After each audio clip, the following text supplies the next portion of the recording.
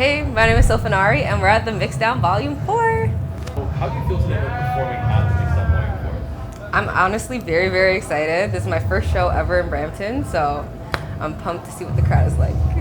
Awesome. So where exactly are you from? So I'm from Toronto, but for the last 5 years I've lived in Brampton, so kind of getting into the scene here now.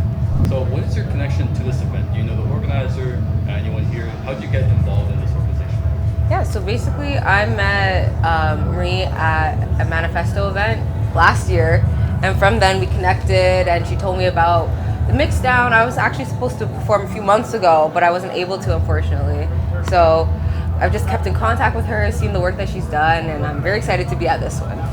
What message do you hope to convey with your music tonight while you're performing? While I'm performing, I hope to convey a message of emotion. I feel like in our day and age, we kind of suppress emotions, and my music is very emotional, so I hope to get the crowd in their feelings. I know a lot of the other performers are very hype, but I'm a little bit more soulful, and that's okay too, but hopefully they can get some feeling in tonight too. Nice. Okay, cool. So now, in your career, do you have any memorable moments that you want to share today with us? I would say in my career overall, one of the most memorable moments has been being a part of the Honey Jam program. Last summer I was part of the 2022 cohort, and it's basically a female artist development project. It's all for women, and it really just takes your career to the next level. I wouldn't be doing half the things that I'm doing right now if I was never in that program. So, explain your sound to someone who's never heard of you before. Do you have any influences? How do you describe yourself and your own music? Ooh, that's a tough question. Let me think about that one for a little bit. Gotcha there. I guess I'll start with the influences. I have a lot of like soul influences. So my parents definitely, while I was growing up, like they were playing a lot of Motown music.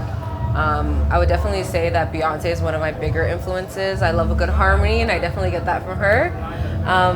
But if someone was wondering what my sound is, I would say more so alternative R&B. I like to dabble in all aspects of R&B, so more soulful stuff, like stuff that Daniel Caesar might put out, or maybe more eclectic things like I don't really know who to compare it to, but just I like to do a range of different things within the R&B space. I'm still learning, still growing. I'm trying to involve some of my African roots in my music as well. So yeah, I hope to show that more as I make more music. So your profile says that you're a dancer, singer, and producer. Which came first? And was there a transitional period between one and the other? Like, did you know you wanted to do one first and then go to the next one? How was that happening? So when I was a kid, I always used to love like dancing and singing and stuff like that. I would definitely say the singing came first. That was something I did at home. I did it school talent shows, church. But dance kind of developed alongside that as well. So I grew up dancing in church. I went to dance lessons as a kid and throughout high school. So those two things definitely were developed first. The production side of thing kind of came out of necessity. I was a broke university student and I still wanted to make music, so I kind of just had to figure it out myself.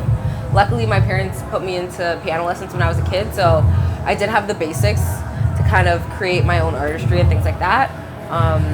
But honestly, I was only more recently able to gain the confidence to call myself a producer, because I never really used to believe in myself in that way.